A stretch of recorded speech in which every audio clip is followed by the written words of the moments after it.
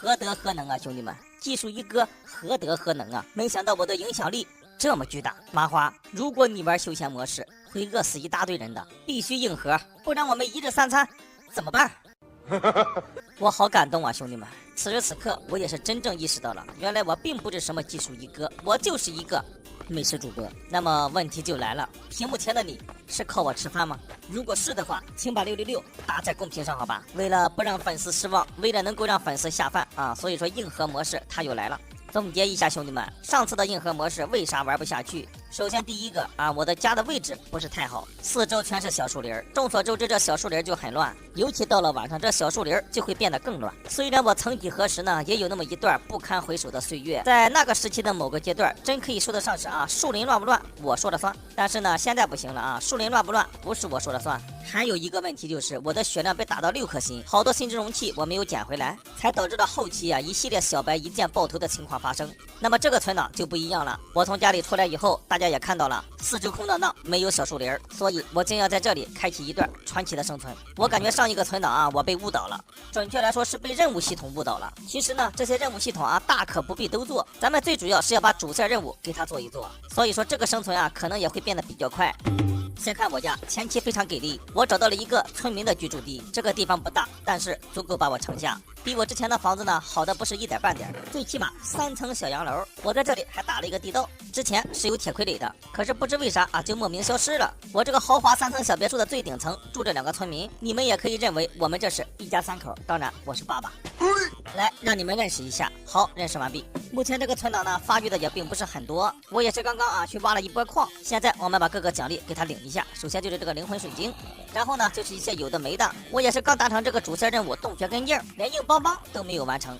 看地形的话，这里应该属于是平顶山，所以说这个地方铁矿非常少，黄金非常多呀。小僵尸挺嚣张，堵着门跟我刚。看到他的血量，我知道为啥了，这就是我不选择小树林的原因。如果现在还是在小树林，这只僵尸绝对满血。可如今时代变了，以后有时间了，我要把这个门前给它整理一下，围一个大院子，放上一只铁傀儡，这样的话，咱们出门就不用担心被僵尸袭击了。兄弟们注意看，前方那只是什么怪？老粉丝应该见怪不怪了吧？上一个存档在村庄我们遇到的，坏了，说话间他过来了，对付他可不能大意呀，他可是个远程攻击呀，兄弟们，先回基地，从长计议。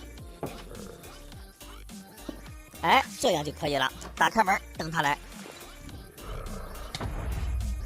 我去，怎么还爆炸呀，兄弟们！What the fuck？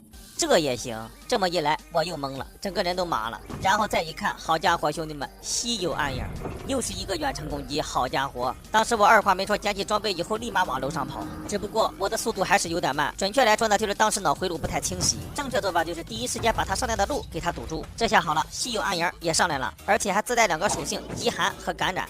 当时我认为在这里跟他兜圈，慢慢把他磨死应该也可以。可是呢，这个稀有暗影属实是有点不讲武德。兜了2个回合以后啊，他一看我好像有点耍无赖，紧接着他从楼梯上来以后啊，直接给我来了一个正面刚。那你非要正面刚的话，我说我也不怕你。可是这时候盾牌好像有点不对劲了，并且我好像还听到了杜虫的声音。我这低头一看，好家伙，果然是杜虫啊，兄弟们！怎么办？不得不说有点小慌，兄弟们，就这么一直举着盾牌也不是个事儿啊，这该死的压迫感。所以当时我决定啊，一不做二不休，大宝剑哐当一下就挥了出去。万万没有想到，这一挥不要紧，一挥更出事儿了。杜虫瞬间啊分散开来，这咬我一下，我哪能受得了？所以说抓住机会，我必须马上跑。这一跑不得了，翻车肯定少不了。紧接着我就不想说了，兄弟们，再次复活以后，我没有武器，赤手空拳。别说我面对的是一群杜虫和一只稀有暗影，哪怕是一只杜虫，我应该也会非常难受。就这样一直复活，一直翻车，至于翻了几次，我也记不清了。最后总算是依靠我的聪明才智，轻轻松松解决了稀有暗影。注意我头顶上的小骷髅，那全是我的翻车地点。啥也别说了，兄弟们刺激就完事儿了。打败稀有暗影有一个好处啊，就是它会掉落一本附魔书《忙碌蜜蜂3》，有概率在击杀生物后召唤一只蜜蜂，最多为3只。嚯，可以啊，兄弟们！那这个蜜蜂是可以帮我们打架呢，还是说是跟原版的一样只会采蜜？采蜜的话，我觉得没有必要；打架的话，我倒觉得可还行。在我家周围发现了一个塔，要不说兄弟们，咱得多探索呀！这宝箱里的宝贝啊，绝对是令我们非常期待。看看这铁锭，这硬邦邦的成就不就达成了吗？还有2颗绿宝石，1本附魔书。从高塔下来以后，这里还有个小屋，这个小屋和邪猎者的小屋非常像，但是它并不是。为了以防万一，我采用了最传统的方法，这样做的目的啊，就是保证非常的安全。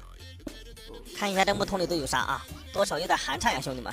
这条锦鲤应该不错，其他的就不要了。再看另一个桶，嚯，永恒牛排，而且食用后不会消耗。言外之意不就是一个可以无限食用的食物吗？这一波肯定是赚了呀！一不小心解决了所有的食物问题，兄弟们。回家以后我就开始建我的基地了。那到了晚上呢，咱们肯定还是要下矿洞。这次下矿洞我可不一般。刚才前面有个啥，兄弟们都看到了吧？我也是出于好奇心啊，在这个11层的位置，怎么会有一个支箭台呢？当时我二话没说，我就搭了过去。远远望去，应该是还有一个未点燃的篝火和一个箱子。当时我也是有点感觉不对劲啊，立马就拿出了我的大宝剑。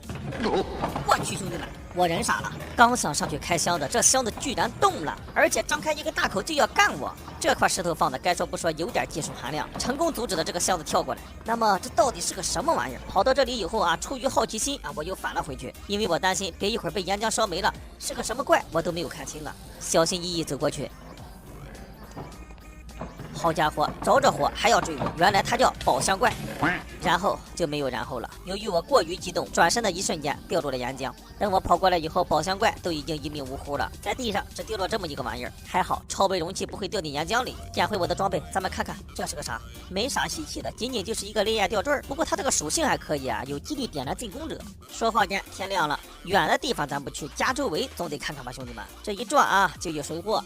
废弃的传送门啊，往往都是宝贝诞生的地方。很快啊，我就搭了上来。这箱子，兄弟们，我就想问问还有谁？金剑、金斧、金铲子、金头盔外加一个小狐狸帽子，这些我们都不要。咱们来看下面这把大锤，铁匠和士兵都使用大锤，在锻造和战场上力量十足，箭射伤害，感觉很牛掰的样子，兄弟们。最主要的是要介绍一下这个再生图腾，治疗范围内的所有玩家，包括自己，失去时间5秒，冷却25秒。哇哦，这不香香了吗？感觉我有点站起来了呀，兄弟们。吃不完的肉，还有治愈能力的再生图腾，啥也别说了，我先去研究一下。那么本期视频就到这里了，咱们下期不见不散。